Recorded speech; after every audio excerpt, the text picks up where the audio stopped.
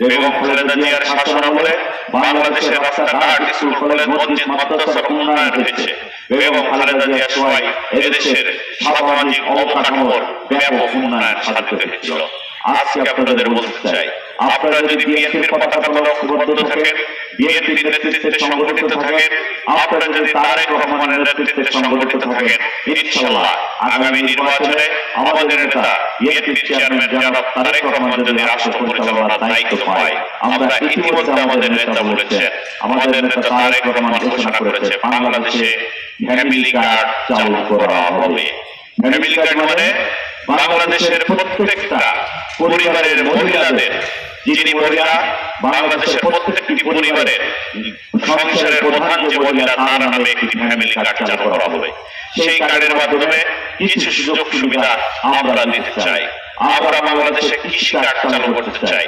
গ্রামগঞ্জের কৃষি বিপ্লবের মধ্য দিয়ে যেমন শহীদ প্রেসিডেন্ট জিয়াউর রহমান বাংলাদেশকে স্বনির্ভর করেছিলেন, ঠিক তেমনি ভাবে আমাদের নেতা তারেক রহমান এদেশে কৃষকদের কৃষি কার্ডের মাধ্যমে স্বাবলম্বী করতে চান।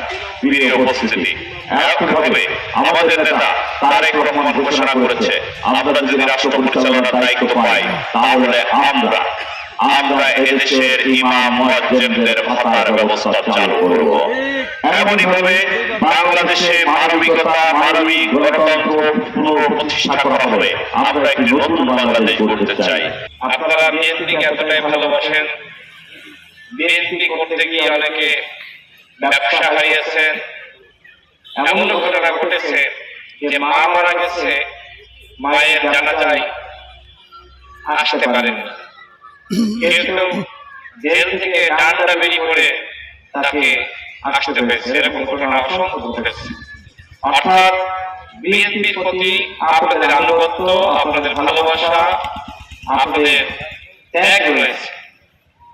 বর্তমানে বিএনপির নেতৃত্ব দিচ্ছেন জনাব তারেক রহমান, আপোষহীন নেতা। দীর্ঘ 17 বছর তিনি নির্বাসিত জীবনে ছিলেন। তিনি যেভাবে বিএনপিকে সংগঠিত করে রেখেছেন, শুধুমাত্র বাংলাদেশের ইতিহাসে নয়, বিশ্বের ইতিহাসে বিরল।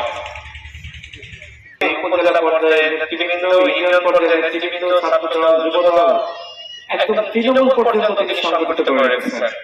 সবার সাথে তার সম্পৃক্ততা, কানেক্টিভিটি রয়েছে। সেই নেতার নেতৃত্ব নামে বিএনপি করা যায়। আপনারা এখানে যারা আছেন, আমি যদি বিশ্বাস করি যারা তারেক রহমানের নেতৃত্বের প্রতি আপনাদের দৃঢ় আস্থা এবং বিশ্বাস রয়েছে।